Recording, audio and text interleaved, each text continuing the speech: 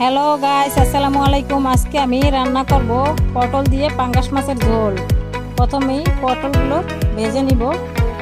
ভেজে পটলগুলো তুলে নিলাম। তারপর দিয়ে দিব কড়াইতে পেঁয়াজ কুচি। ভালোভাবে পেঁয়াজটা তেলে ভেজে নেব।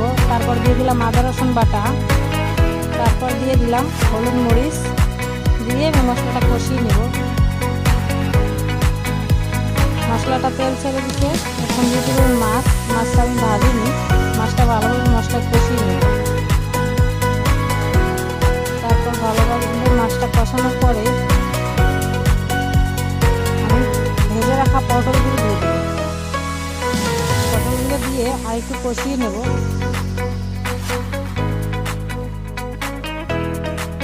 তারপর দিয়ে দিলাম পরিমাণ মতো পানি। পানি দিয়ে কিছুক্ষণ আমি ঢেকে